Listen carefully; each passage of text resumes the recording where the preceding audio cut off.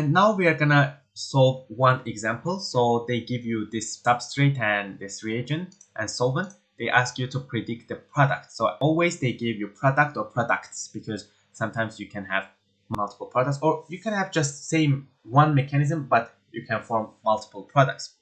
And then out of the products, you determine which one is major and minor. So let's follow our 3-step guidance. So first you determine reagent function. As I said before, this ethanol here is a solvent. So we are taking a look at sodium ethoxide, and this is a strong nucleophile and strong base, and your substrate is a secondary. So in that table, it matches this part, your secondary substrate, and you are using strong base and strong nucleophile. So you are gonna have E2 and SN2 reaction. E2 product is gonna predominate because you have a secondary. You don't have very fast and clean and easy SN2 attack, right? So your E2 products is gonna be major, and for radiochemistry and stereochemistry, you can just apply your knowledge from E2 and SN2 reaction. Zaitsev, Hoffman, stereoselectivity and stereospecificity for E2 reaction, and for SN2 reaction, it's gonna be back attack, right? This is E2 product, so let's just analyze what's going on here. So because it's E2 reaction, we have to analyze radiochemistry. Because you have two different beta positions, you are gonna have Zaitsev and Hoffman.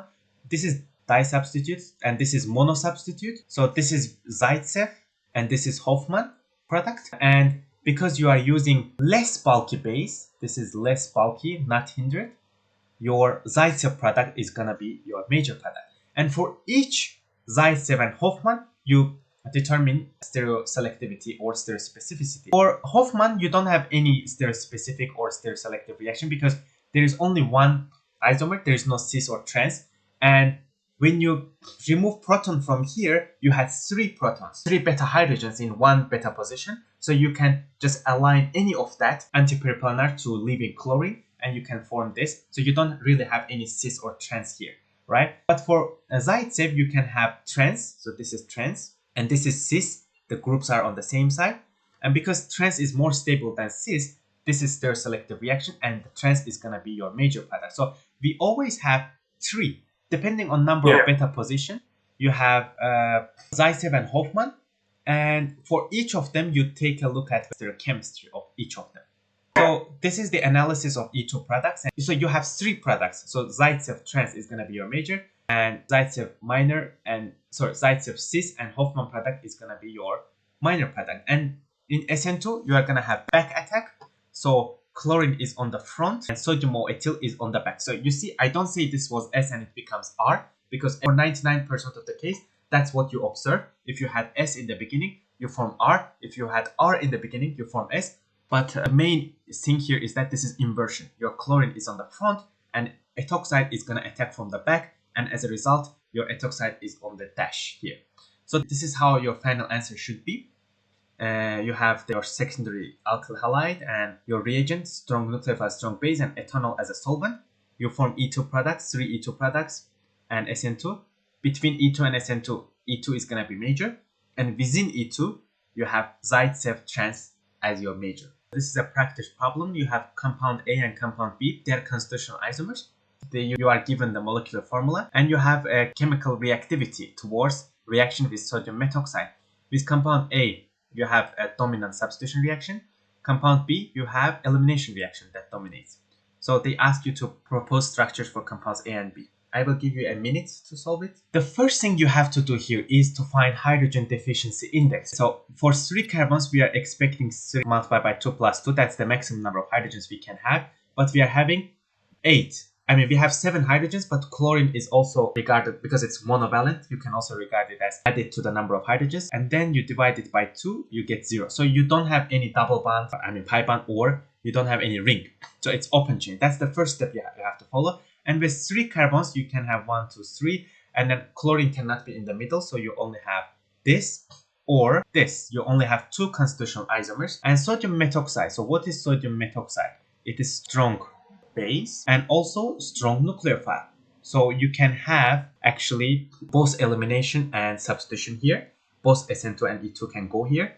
But for compound A, it says substitution dominates. So I would choose this is primary, right? I would choose a primary so that it undergoes substitution reaction easily. And for B, because it's secondary, SN2 is a bit slowed by sterics. So this E2 reaction is gonna predominate here. In the case of A, it's gonna be SN2 reaction. The compound A is N-propyl chloride or 1-chloropropane.